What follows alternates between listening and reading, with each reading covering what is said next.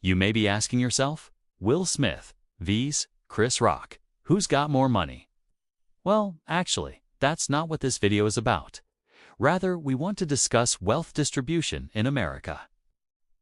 And now, back to our regularly scheduled program.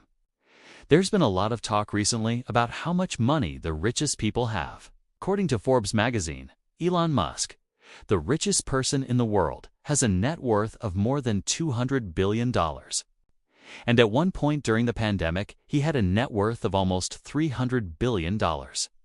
If you were to take all the money that this one guy has and divide it equally among the 330 million people living in the United States, each person would get $600.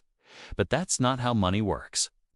Most of the money that the richest people have is tied up in investments and businesses, meaning they can't just take out a stack of cash and hand it to everyone else.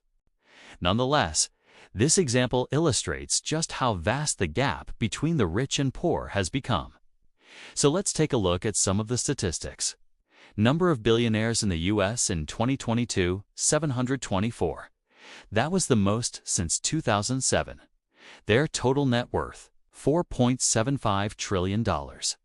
So if we were to add up all the individual net worths of every single billionaire in the country and then divide by the total number of billionaires, we would find that the average American billionaire has a net worth of $6.54 billion. But that's not really telling us anything because there are so few billionaires. There are only 724 of them. They make up less than 1% of the population. So what about millionaires? There are thought to be about 10 million millionaires in the U.S., making up about 3% of the adult population. Again, if we were to add up all their net worths and divide by the total number of millionaires, we find that the average millionaire has a net worth of $4.24 million. But we still haven't provided any real insight into the wealth gap. All we've done is scratch the surface. According to data from the Federal Reserve, the median household net worth in the United States in 2022 was $137,000. In other words, half of all households had more than $137,000 and half had less. This was up from a low of $122,000 in 2019, according to data from the U.S. Census Bureau. A new car costs roughly $40,000 these days.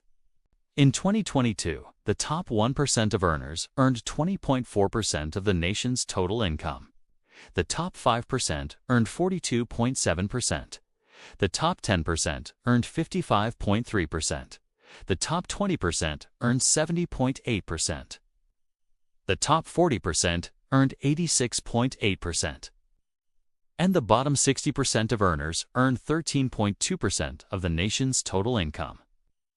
How does this compare to the distribution of the population? The bottom 60% of the population makes up 31.3% of the population.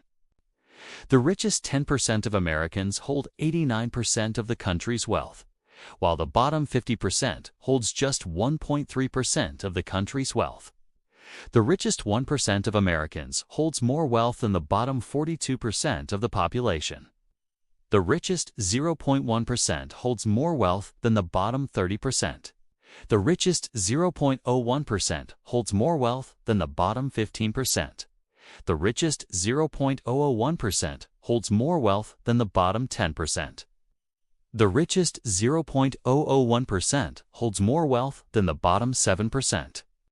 The richest 0.0001% holds more wealth than the bottom 4%. The richest 0.0001% holds more wealth than the bottom 2%. Technically, Elon Musk alone makes up 0.00001% of the population. So put another way, Elon Musk has more wealth than the bottom 2% of the population. Jeff Bezos, Bill Gates, Larry Ellison, Mark Zuckerberg, and Warren Buffett also make up 0.00001% of the population. While these statistics are staggering, keep in mind that they're static in nature. In other words, they show snapshots of the economy at a given point in time. We don't know how these numbers will change in the future, but here are some predictions. Number 1, the wealth gap will continue to grow. This is because the richest people are able to use their wealth to generate even more wealth. For example, let's say you have $1 billion and you invest it in a business that earns 10% per year. At the end of the first year, you would have $1.1 billion. At the end of the second year, you would have $1.21 billion. At the end of the third year, you would have $1.331 billion. And after 10 years, you would have $2.59 billion. It's just a matter of time until Elon Musk becomes the first trillionaire. Number 2, the middle class will continue to shrink. As the wealth gap grows, the middle class will feel the pinch. This is because the richest people will be able to afford more and more of the things that the middle class wants, like houses, cars, and jobs. The middle class will be forced to compete for fewer and fewer resources, which will drive down their standard of living. No. 3. Poverty will become more widespread.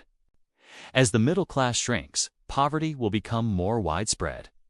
This is because the people who are already poor will be unable to compete for the jobs and resources that are available, which will keep them in poverty.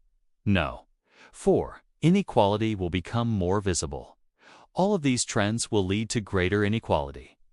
The richest people will become phenomenally richer, while the poorest people will become phenomenally poorer. And unfortunately, there isn't much that can be done to stop it. We understand that these statistics can be overwhelming, which is why we're going to provide you with some background information. This will help you better understand the wealth gap and where these statistics come from. Background information is information that is used to support the main topic of a research paper or project. It is usually found in books, magazines, newspapers, and online articles. Background information is an essential part of any research paper or project because it provides readers with the necessary context to understand the topic. Without background information, readers would not be able to fully comprehend the topic or the arguments being made in the paper or project. When conducting research, it is important to focus on the following areas. First, names. Who are the key players involved in the topic? Second, dates. When did events related to the topic occur? Third, key concepts. What are the most important concepts related to the topic? By focusing on these areas, researchers can ensure that they are gathering the most relevant and useful background information. Once you have gathered enough background information, you should try to answer the following questions. What is the history of the topic? What are the different perspectives on the topic? What are the major events that have shaped the topic? By answering these questions, you will be able to develop a comprehensive understanding of your topic. If you enjoyed this video, check out our other videos.